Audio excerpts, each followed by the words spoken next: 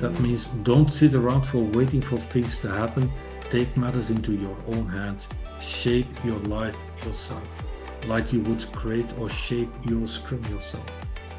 Life is about creating yourself.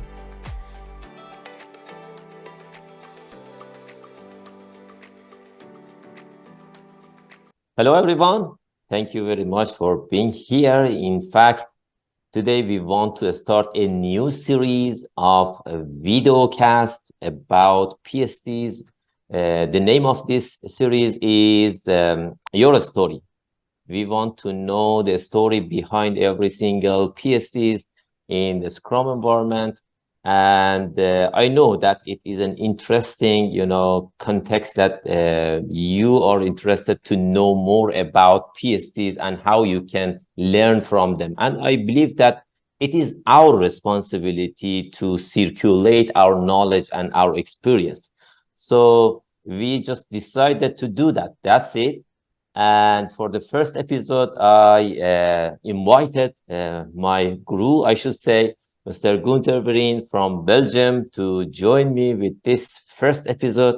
And I want to say welcome, Gunther, and thank you very much for accepting my invitation to be here. Yeah, thank you, Mehdi, for inviting me. It was wonderful that you did this. And talking about PST, we agreed to do this as at a face-to-face event, a meeting of professional Scrum trainers, right? So Yes. wonderful to meet you in person there and be here online with you.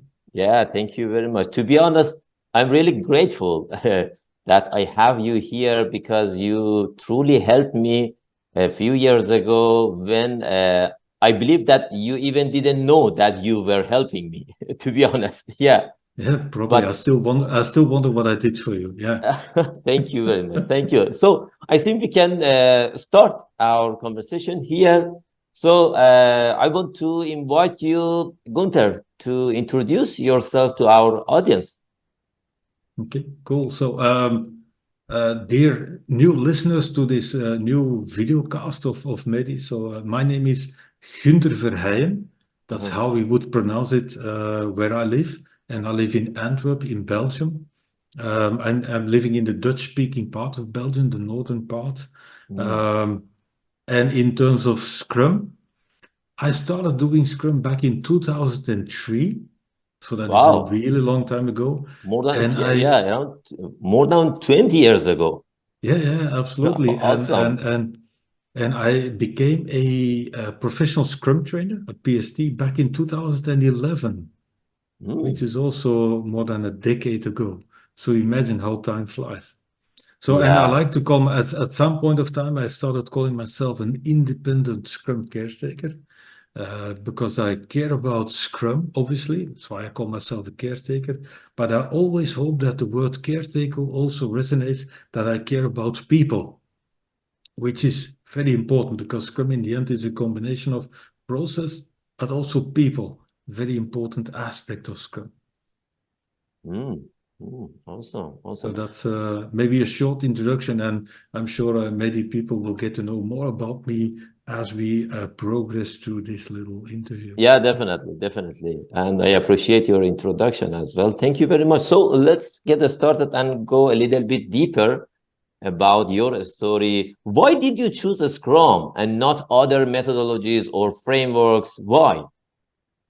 Well, the funny thing is that I don't feel as if I did choose Scrum. I Uh-huh. maybe did decide maybe Scrum choose me. I don't know. But a long time ago, back in 2003, we started with something that was not actually Scrum. So that's funny, Mehdi, because it's good in a way. Because my life of Scrum in 2003 did not start with Scrum. It started with something else that is called extreme programming. XP. Yeah, XP, so extreme programming, which in a way Uh-huh. was really good because we started with extreme programming, and then we did what I call we wrapped our XP practices in the frame of Scrum.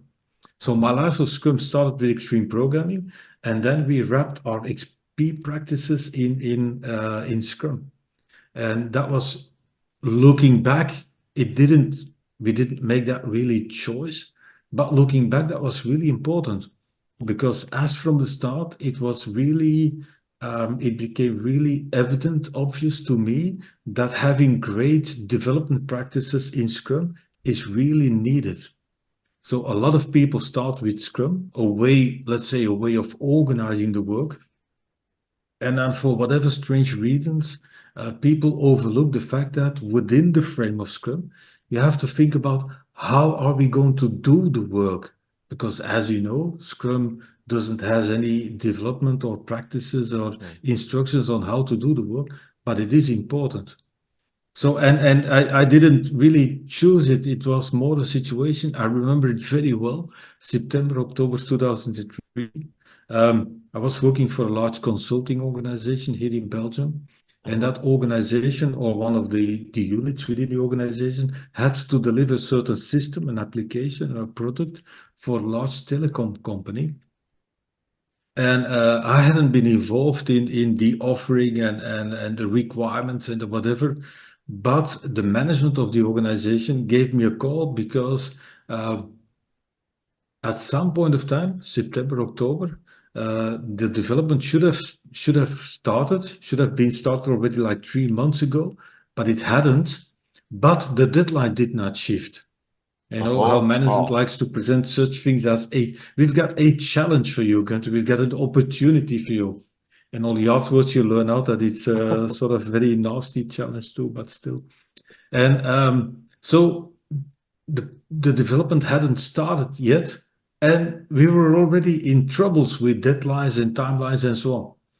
And so I talked to a couple of people. So the management of our organization called me and said, please come have a look and give us an advice on what we should do with this.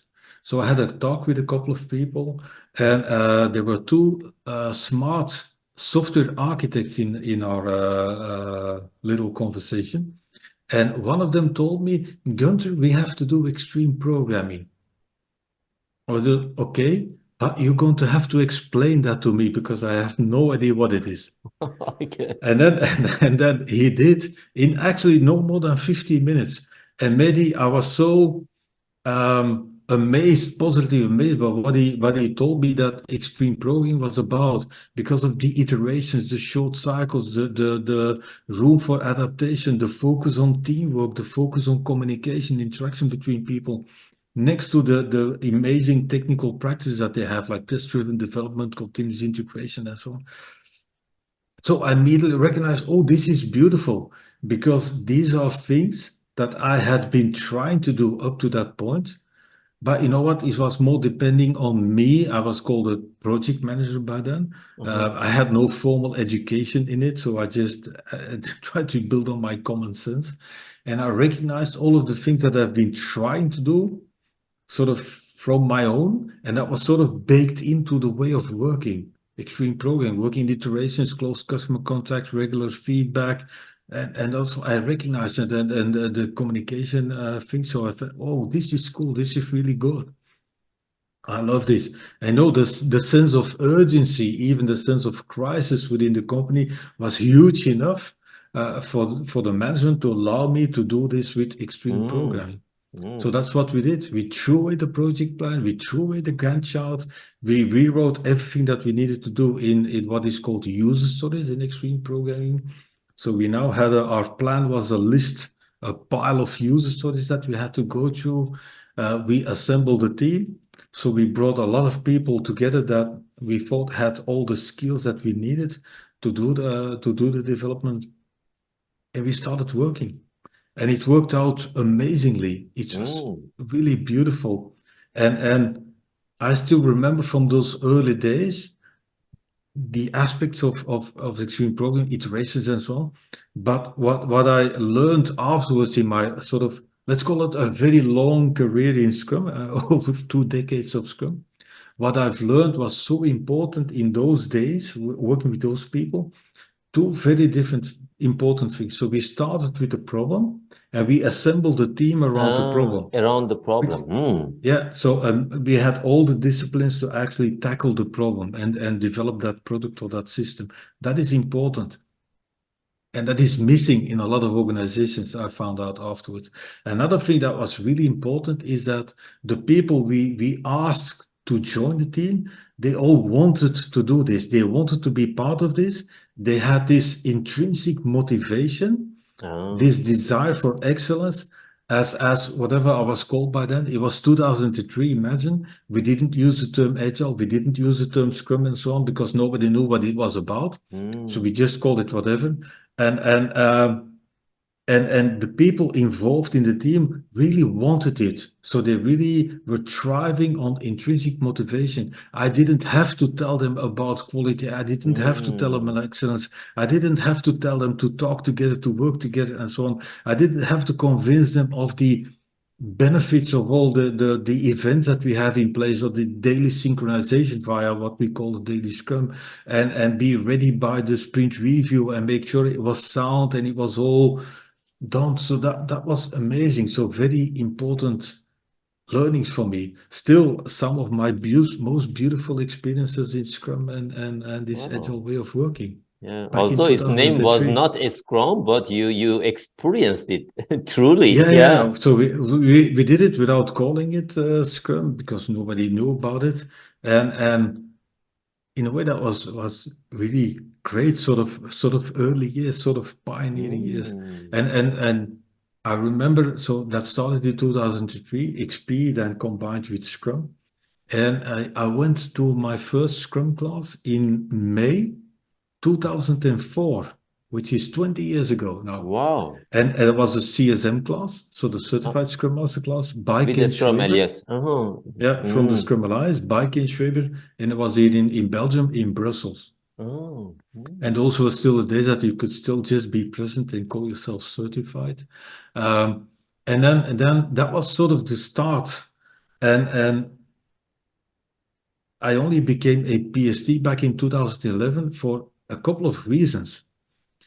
First of all was back in 2004 when I attended my CSM class, Ken Schwaber was already working as part of the Scrum Alliance in building additional certifications and so on. I think by then, certified Scrum practitioner and so on. In the end, also certified Scrum trainer.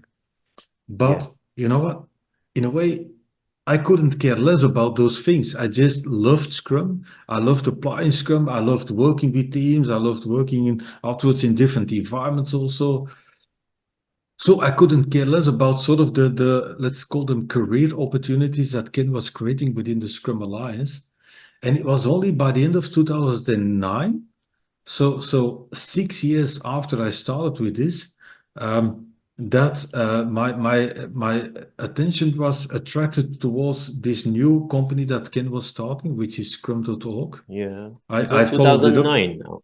Am I Yeah, right? yeah, in 2009. the Yeah. fall of 2009. Mm-hmm. And I don't know, I knew about it, I found out about it, and I was immediately attracted by it. I followed it as from day one, the establishment of Scrum.org. So Ken started experimenting with exams and assessments and so on. And he started changing names of things, and I was involved, I was sort of involved in all of that as just a mere follower or practitioner. And it was in 2010 that I decided I like this a lot, so I want to move forward with this. Mm. And there was some sort of stability in the exams, the assessments that Ken was creating. By then, there were two. There was also some naming stability. So Ken had settled by then on the name of PSM, so Professional Scrum Master.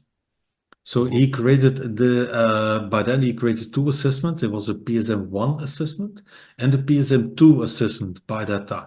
I, Yeah. I'm talking about 2010 now. Those were the first two exams that we had, yeah? Yeah, next to that, Ken also had the PSD program in place by then, so the Professional Scrum Developer program, Uh-huh. because Ken with Scrum.org wanted to also go back to the developer communities. Not just the managers and whatever, also the developer communities. Next to some important things, having real exams with a real passing grade or a passing score, separating assessments from classes and so on. So not having to attend the class in order Mm. to be able to do an assessment. So very important, almost founding principles of Scrum.org. And in 2010, there was the PSM1 assessment and the PSM2.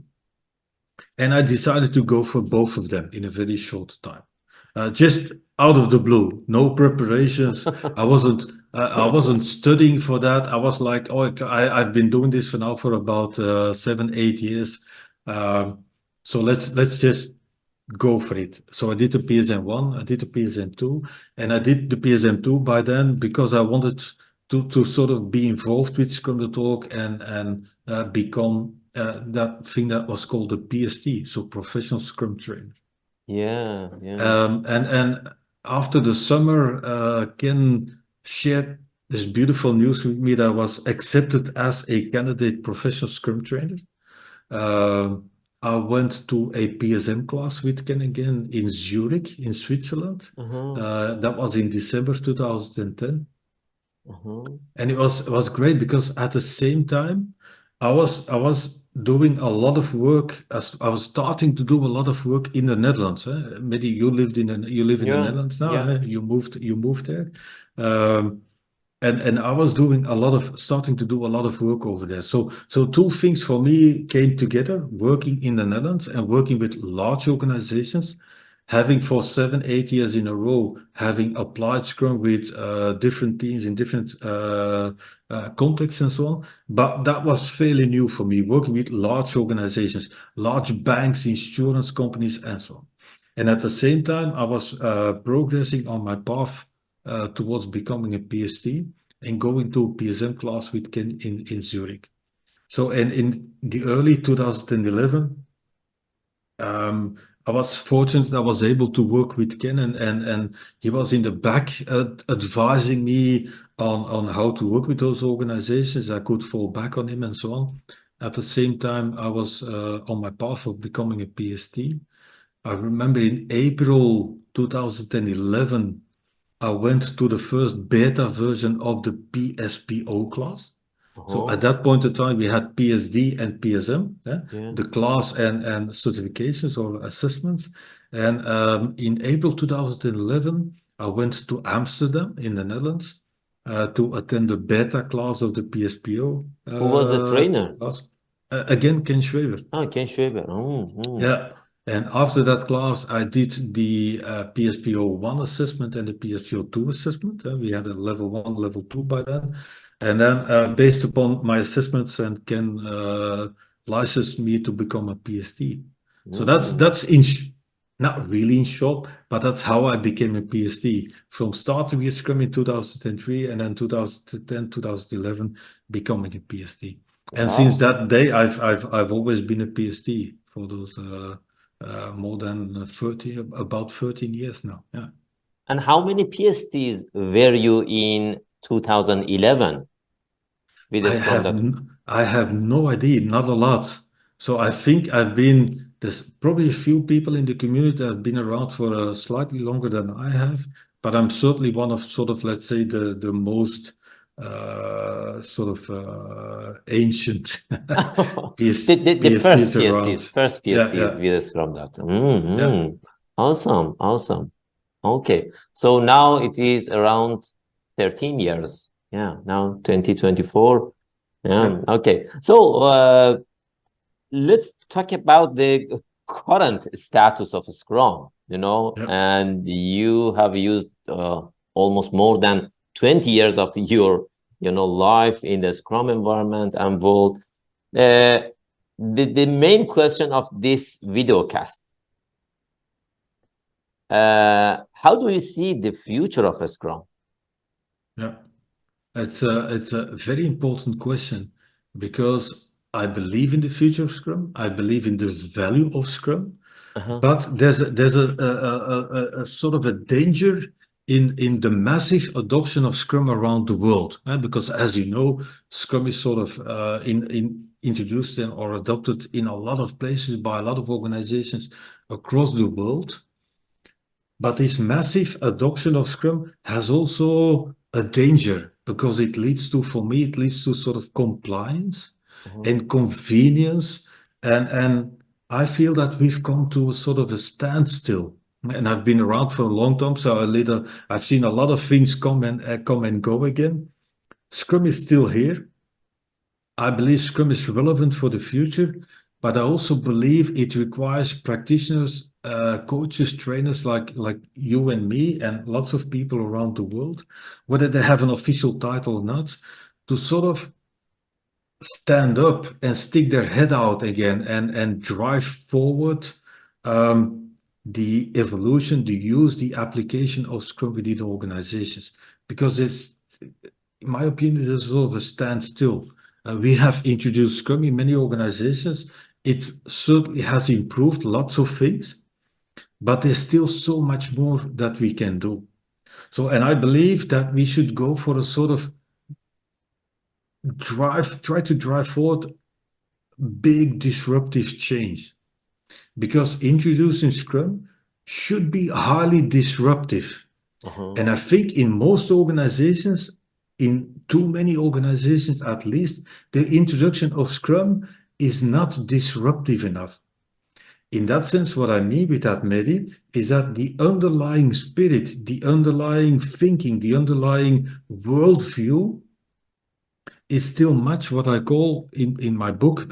One of the things I did in my over two decades of Scrum, write a book about Scrum. It's called Scrum, a Pocket Guide. In my book, I call it the industrial paradigm versus the agile paradigm. So the industrial paradigm is still present in a lot too many organizations. That means they have implemented Scrum, but only sort of superficial, almost artificially. That means the underlying thinking, the underlying treatment of people is still industrial or based upon the industrial mindset. Treating people as resources, it's still based upon doing more, faster, quicker. It's sort of manufacturing thinking. It's like thinking on a manufacturing line. It's going out there, but people are not respected. People don't re-engage with the organization. It's just using Scrum to do things faster. It's creating more output rather than generating a better outcome of the work. And that's because those organizations have not introduced or used Scrum to introduce a sort of new working organizational culture. So just the surface of things. So I think we should go for some really big change. So we have gone from massive use of waterfall to now a massive use of Scrum. That is an improvement, but I think there's much more that we should do. And if we don't help organizations adopt that underlying agile mindset and that mindset of learning, exploration, discovery as the new way of working, opposed to command and control, imposing work on people, instructing people what to do, not treating people as intelligent, creative employees. If we don't start going for that new way of Scrum, Scrum might just fade away. Although we've never seen the real things. And then the danger is management, how management often is, that they would jump or some people would create a sort of new thing that would turn into a hype again. But for me, Scrum has this beautiful future. And the way I present, or the way I think that we should, what I call move Scrum downfield, I finally move Scrum downfield, overcome bureaucracy, overcome the industrial mindset, and really help shape new organizations based upon Scrum, is in three steps. And the first step is, but it's not really a sequential thing, but three things that need to be done. And the one thing is reimagining Scrum. That means going to organizations and help them rethink how they do Scrum. In that sense, often Scrum, like one of the lessons when I started with Scrum, we had a problem and then we assembled people around the problem. In most organizations, it's the other way around. They have collections of people in the organization, often confined to silos and departments, and then they always can only tackle a part of a problem or develop a part of a product. So we should turn that around, starting with product and then organizing people around the product. And that is my way of reimagining Scrum. But what is even more important is to reorganize around Scrum. That means rethink the organization around Scrum. We all know that Scrum only has instructions on how to organize the development work, let's say. But introducing Scrum cannot be done without having an impact on broader, larger parts of the organization.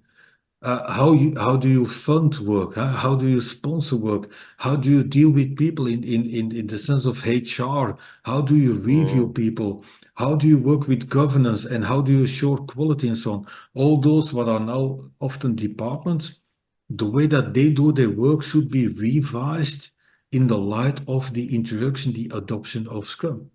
So reorganizing around Scrum. So that is the second aspect. So there's an improvement area, reimagine your Scrum. The next important, another important improvement area is reorganizing around Scrum. mhm, That means overcoming the idea that Scrum is only for the teams. Scrum in itself literally is indeed for teams, but how you work with those teams should be really different in a, let's say, agile organization.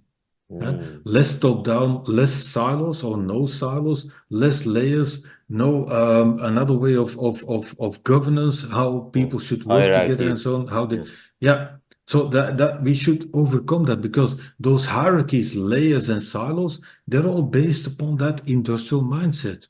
That is a way of organizing that is a great fit for predictable work that has no uncertainties, where you know exactly what is going to come, who's going to have to do what at that one what point of time. So it's perfect for plannable work. But for work that we do, which is creative in complex changing environments, which changing customer needs all the time, where markets change all the time, that is not a way of working. So those organizational structures are not fit for the work that we need to do and the problems that we need to tackle. But if we keep shying away from rethinking those structures, we will never get the most benefits out of Scrum. out of this. I agree. I agree. And the other aspect, and that goes back to my me Certo. calling myself a Scrum caretaker, is the third aspect that we need to improve is what I call humanizing the workplace. So Uh-huh. reimagining Scrum, rethinking how you actually do Scrum, reorganizing around your Scrum, and doing that in the meantime, humanizing the workplace, creating more humane working environments for all people involved.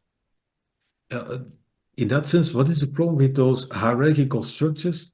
It's all, a lot of things are imposed on people.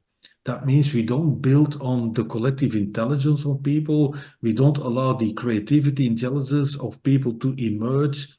We don't like people to do experiments and try out stuff and change and redo whatever they're doing. No, it's a very heavy structure that is weighing down on people. And that also shows in the amount of burnouts in organizations, people with a burnout, people at home with stress problems, depressions, and so on. So we have a huge problem in our organizations. They are old school, they impose things on people, people don't feel happy there. And I believe that Scrum is a great way to help to get us out of that situation by Mm. rethinking how we do Scrum, reorganizing around Scrum, and in the meantime, really building on that self-organization aspect of Scrum. Because Wow. what I mean with humanizing the workplace, for me, Scrum as a framework is built on two very important management principles. Uh-huh. And the one management principle is the process aspect, meaning empirical process control, or what we call empiricism. That's why we organize things in sprints, short cycles that have lots of room for adaptation.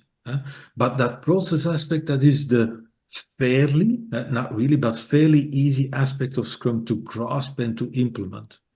But what most organizations overlook is that the second important management principle of Scrum is self-organization. That Uh-huh. means stop telling people what to do on a daily basis. Stop judging them for estimates and tasks and did you do what you promised you would deliver and Yeah. so on.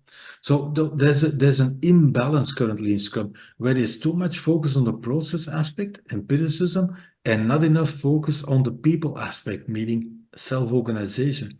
And we have to uplift self-organization and restore the balance. It's what I call Scrum's DNA, empiricism and self-organization. Mm, So all of the events should be used to reinforce two ideas, not just the process aspect, but also the self-organization aspect. Trust the people for being capable, being creative enough, being intelligent enough to organize their own work, to manage their own work in sprints, and against the objective of making sure that there's something releasable no later than by the end of the sprint. But don't tell people how to achieve that. The only minimal expectation we have with regards to self-organization in Scrum is that we ask developers on a daily basis to check in with each other, and at least on a daily basis check in with each other regarding their progress and what is the most important work to do now, all against the idea of creating something releasable no later than by the end of the sprint. So in that sense, Scrum should have some sense of liberation for those people. mm, Having been told what to do for years and decades, probably, now we open that up. We ask people to do that for themselves and check in with each other and plan the work for themselves and assign works as a team. Nobody external to the Scrum team is going to tell a developer who should be doing what at what point of time. So, and that is sort of the minimum level of self-organization that you would like to see. So rethinking your Scrum, reimagining your Scrum, reorganizing around mm. Scrum, and in the meantime, Humanize. humanizing the workplace Mm, because the levels of engagement in organizations are really low. And research shows that over and over again. mm, So we could use Scrum to increase the levels of engagement of people within organizations.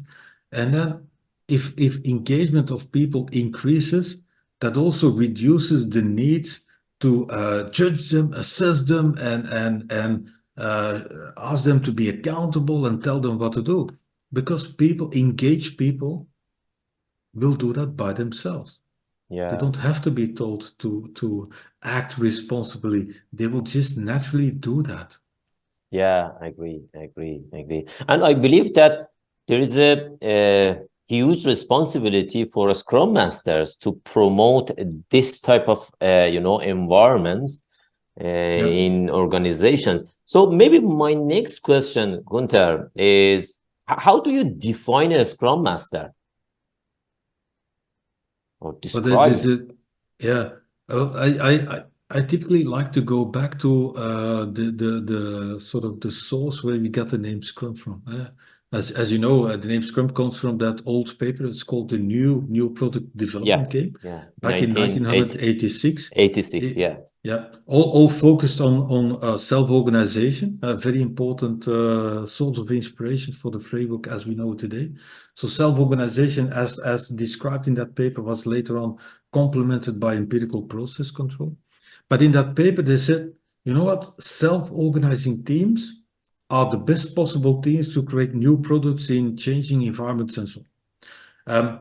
And they made they call that Scrum because they made it. Scrum is a situation from the game of rugby, Yeah. as we know.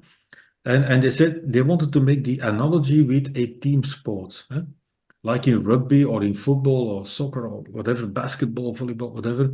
You know, the team is out there on the field playing the game. Nobody can intervene.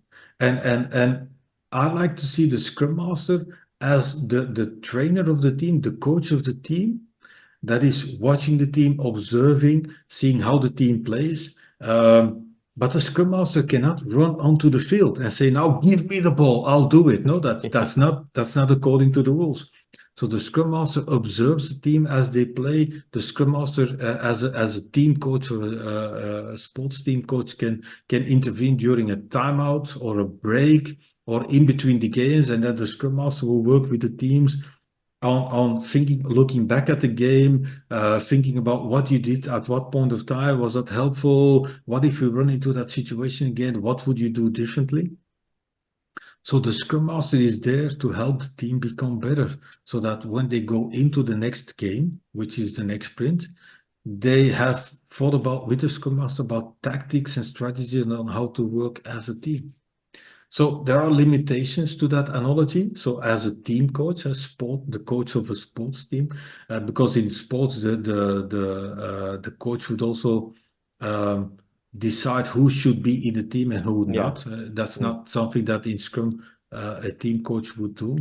But that is for me the Scrum Master role, observing, thinking, bringing ideas, tactics, helping the team think about how to tackle those types of problems. How did we work together? What did we achieve? How to do better in that?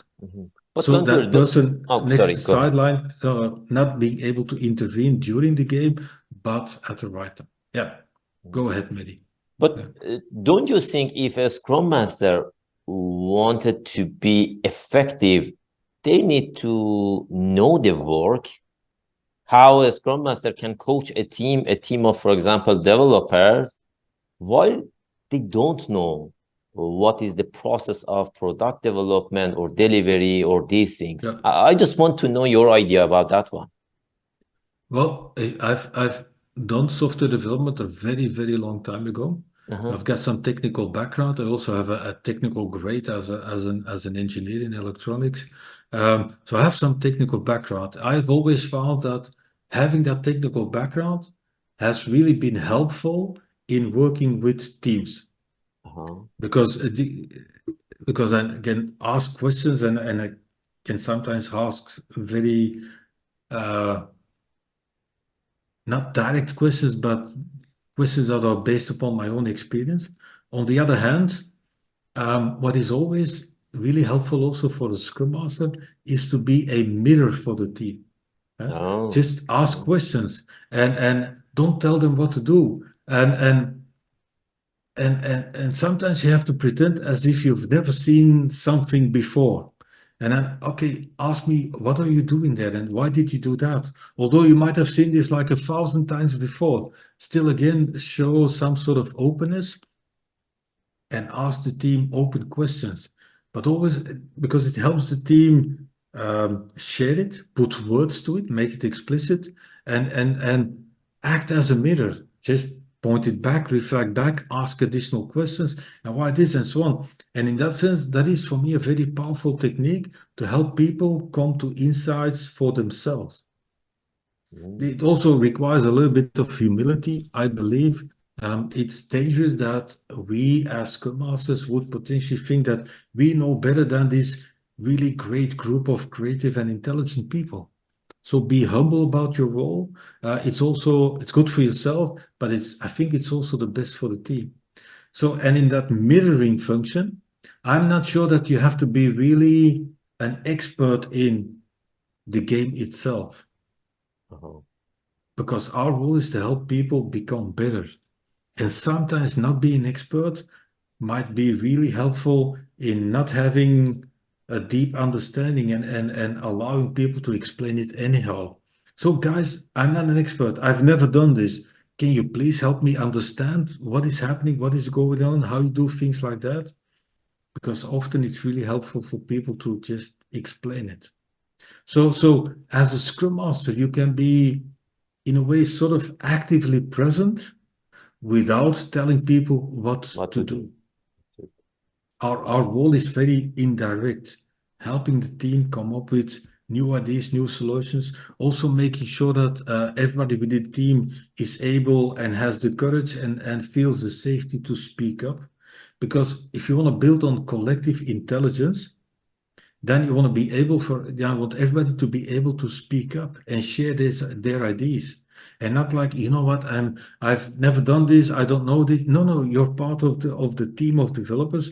Please speak up, ask questions, and you would hope that even the most senior people would still listen to people that are new at this, because from that conversation they might still get new ideas, and even there are no stupid questions in that context. There's only collaboration. So thriving on collective intelligence is important. And as a Scrum Master, we want to make sure that we see everybody speaking up and that we don't see people sort of being scared to speak up or pulling back all the time or So and that's also a role. So okay, now everybody just all is. Am I correct to see that? I felt like you wanted to say something. Is that true? Those types of things. That is our role, Yeah, and it is important for such a team to have that person taking a more like a neutral position. Uh, Not having an interest in scope, not having an interest in the technical tasks and the implementation and the priorities and so on, but just asking questions, helping the team to become better, helping them think about strategies and tactics to play the game. mm, That is for me the role of a Scrum Master. And it is very important in what I call that future state of Scrum, because Scrum Masters do a lot of things. Yeah? But Scrum Masters are not just there for the team. They are also there for the organization, organization managers, as well. stakeholders, and Yeah. so on. Because the idea is, as a Scrum Master, to help the organization and in a very broad sense, get the most out of Scrum. Mhm. That means not just limiting yourself to work with the team, but also address the organization, address people, managers, stakeholders, and so on. So, and those three improvement areas that I described, reimagining your Scrum, reorganizing around Scrum, and humanizing the workplace, is very important. Scrum Masters should, for me, drive forward those changes. Mm. And that means in organizations that have massively adopted Scrum, and that's sort of the end of it, um, that is a sort of huge new status quo situation. And Scrum Masters should challenge that status quo, be driven by the idea there must be a better way. No matter where we are, what we have achieved, there must be a better way.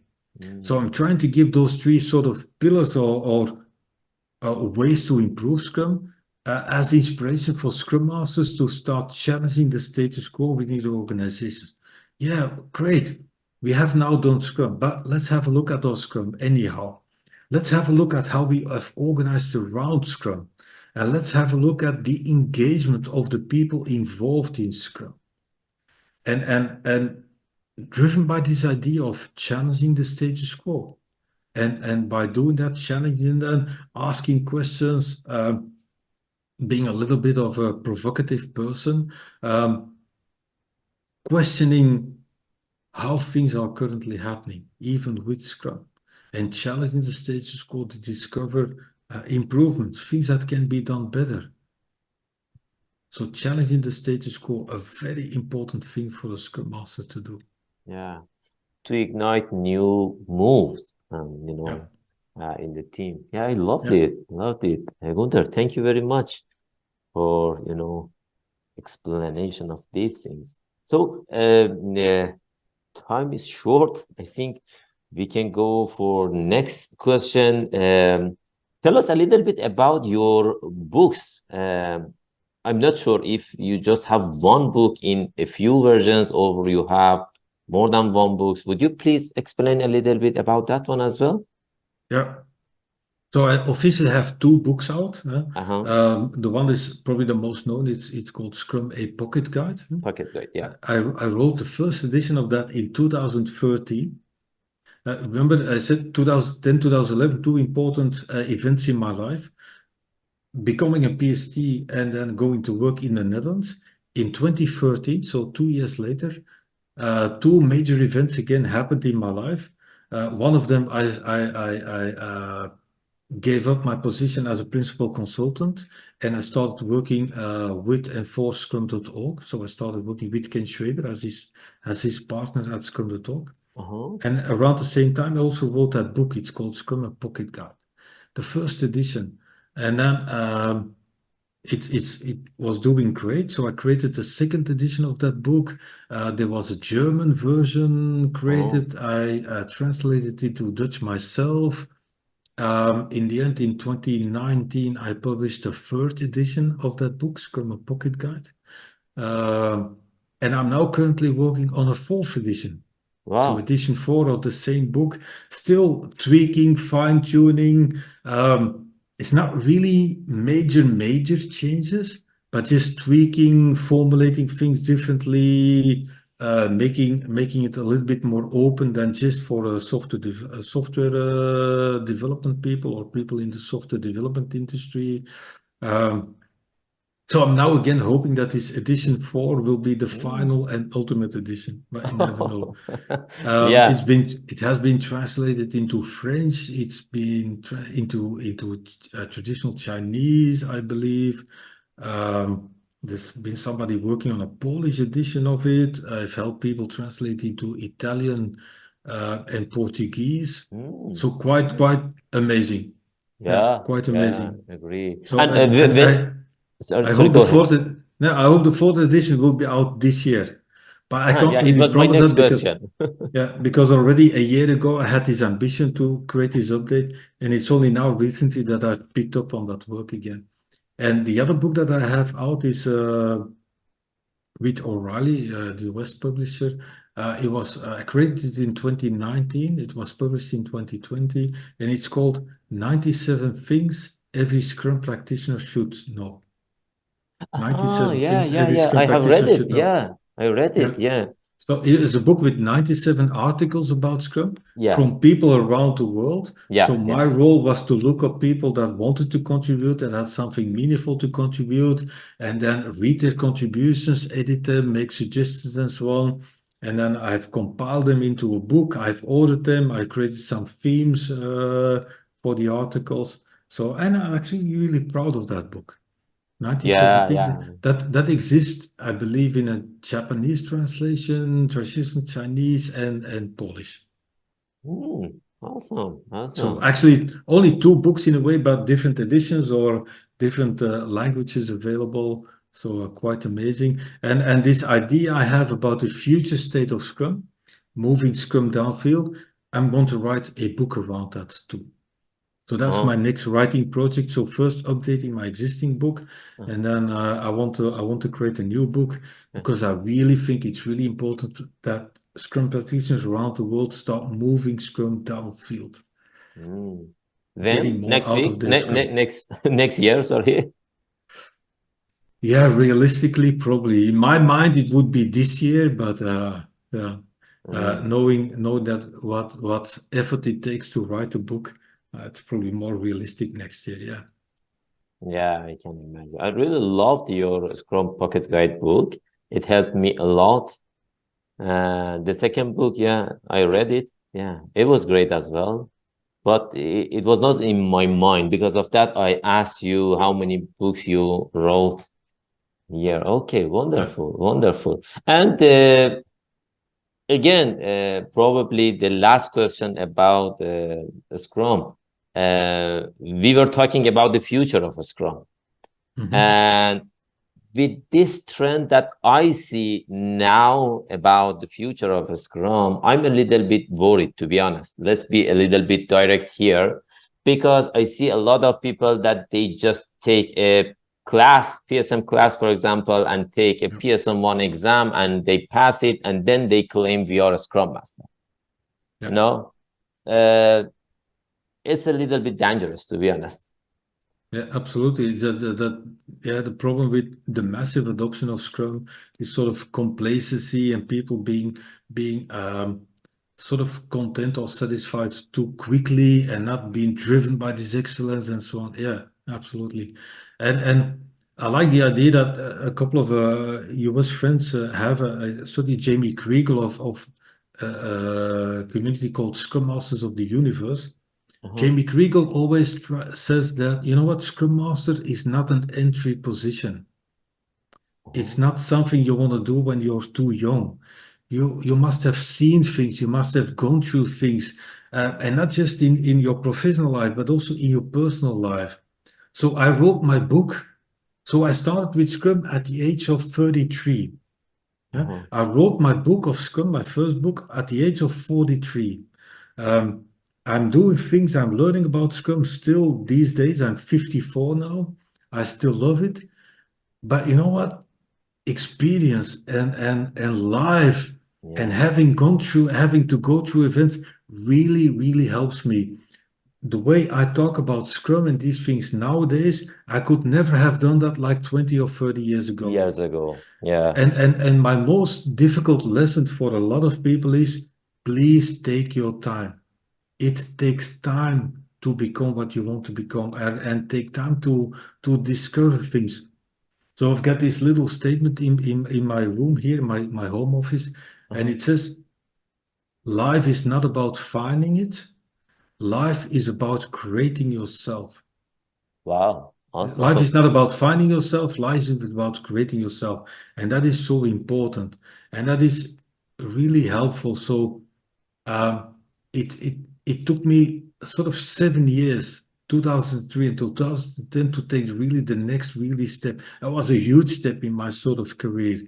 But if I hadn't taken the time of those 7 years, I would never have Never. been able to tackle that step the way I did. So take your time. It's okay.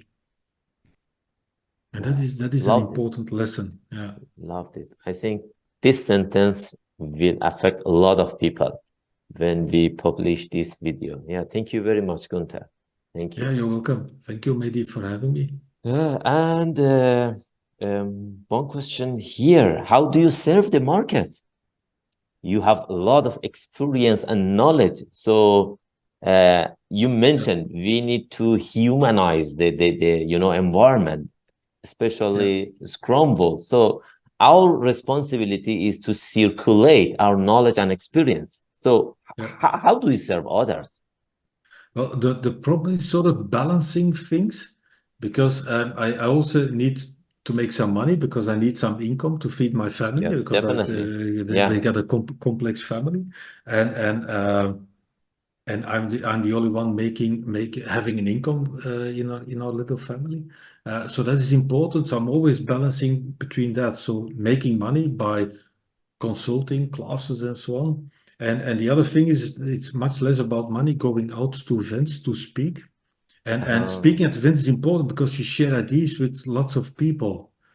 And another way important activity for me is sort of what I call my service areas. How do you serve the market? So the four services I provide is um, consulting, training, speaking, and writing. mm, Now it's always balancing out things because I can't give total priority to, for instance, writing or speaking because I would be out of an income. Although it's pretty important because you reach lots of people. mm. But so now I'm currently envisioning doing more writing, certainly this year because I think it needs to happen. So I'm continuously looking between those four value areas, service areas, what to focus on. Awesome. And Awesome. I'm just a one person company, so it's really I can't fall back on other things. Also, I have to. It's also a choice. I have to do this all by myself, which I like, but it makes pretty difficult. So currently doing a lot of talking at events because I've been invited a lot of events and people ask me to focus a lot on that humanization aspect. Oh. So a lot of people feel the need. So I've been in a couple of large organizations also, and their initial question was, Gunther, we need somebody to come talk to our Scrum Masters or the teams, managers, whatever, because we need some sort of inspiration because it's all that complacency, that compliance, it's all sort of falling flat in a way, and they need to sort of some sense of energy again, some ideas. So I share those three ideas with a lot of focus on humanizing the workplace, but also reimagining Scrum, reorganizing around Scrum, and that seems to help people. It seems to inspire people. So.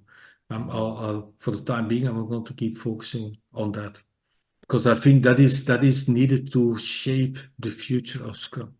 Because like mm. life is about creating yourself. Scrum is also about creating it ourselves. We have to do this. We have to step up and keep shaping and creating Scrum within organizations. Awesome. Awesome. And which courses do you offer? Well, the as a PST, I Yes. offered the PSM class, Professional Scrum Master Uh, class, mhm. also in the advanced version, so PSMA, PSMA. and the same for PSPO and PSPOA, so the Professional Scrum Product Owner class and the advanced version of that. Those are the professional Scrum classes that I teach. I've also, and that's another thing that I'm doing, also creating workshops of my own, half-day workshops based upon my book. So my book is called Scrum, a Pocket Guide. So I started creating what I call Scrum Pocket classes. So they're small classes, very focused on topics that complement my professional Scrum offering. So I've got a Scrum Pocket class out about the Scrum values, one about Scrum in the large, and I'm going to build additional or develop additional modules for that. Oh, and how can people find you if they want to participate in one of your classes? Oh, they should be easy. They should go to my site. It's called my name, guntherverheyen.com. So, and they will find me there. I've got my blogs there, which is Yeah. another way of servicing the world, let's say, by sharing information via my blog. But they can also find my planned classes on my website. And obviously, as a PST, my professional Scrum classes can also be found at the official website of scrum.org. Yeah, yeah. And I will share your website address on the caption of this video on YouTube as well. Then people That's can find wonderful. you. Yeah, yeah, sure. Wonderful. So thank you very much for sharing this one. And is it okay if we ask you to introduce two most valuable books, more than your book itself, Yeah. okay, to audience? Yeah. Yeah. Well, the two books that if I look back at my sort of long history of Scrum, let's say, the two books that have been really, really important for me, really almost foundational, is actually the first two books about both Scrum and extreme programming. So the Oh, first book about Scrum was Agile Software Development with Scrum. It was created by Ken Schwaber and Mike Beagle back in 2001, 2002. And the first book about extreme programming was by Kent Beck, so the sort of the big leader of the XP movement, and he wrote a book already, I think, in 1999. I read it in 2003 as we started with extreme programming, and it's called Extreme Programming Explained. So XP Explained, a white book, the original one. Those two books are for me really fundamental. And I think in the way that they describe both Scrum as well as extreme programming, I think is still relevant today. and has he updated the book Yeah, later so on? Yeah. Ken Beck, I think around 2003, 2004, updated the book. So Extreme Programming Explained, there was a new edition. And he totally rewrote the book, which wasn't a really great thing to do because he suddenly expanded XP with additional practice that had primary practice, secondary practice, and so on. So that almost extreme program, extreme focus was lost a little bit, and I think it created a lot of confusion with people practicing XP by then. Uh-huh. So So maybe you that was recommend we go to the first version, yeah? Yeah, I would always go for the first version. It's the one that has a fully white cover. So the next edition had a white cover with a green border around it. Yeah, Awesome, awesome. Okay, Gunther, thank you very much. It was a sweet conversation, I should say. yeah. Thank you. Just to wrap it up, I want to ask you a very specific question. Mhm. If you wanted to squeeze your life into just one sentence, what would that be? It would be that thing is here on my box. Life is about creating yourself. Mm, That mm. means don't sit around for waiting for things to happen. Take matters into your own hands. Shape your life yourself, like you would create or shape your Scrum yourself. Life is about creating yourself. Okay, thank you very much, Gunther. I really loved this, interview. Yeah. And Okay. any last sentence or words if you want to share? Yeah, the floor is yours. No, thank you. Thank you everybody for listening, for watching. Keep an eye out on the next episodes that Mehdi will create in this thing. Really happy to be able to share my story as part of the Your Story series of Mehdi. Yeah, thank you very much, Gunther. And I really, really, with my heart, appreciate that you accepted my invitation. And I'm grateful that I have this opportunity to be your host as well.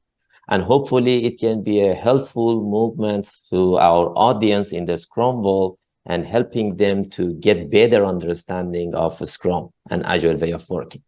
So thank you very much all. And we'll see you then next in another interview with another PST. Gunther, thank you very much. Okay, thank Bye. you, Mehdi. Bye bye. Yeah, bye-bye.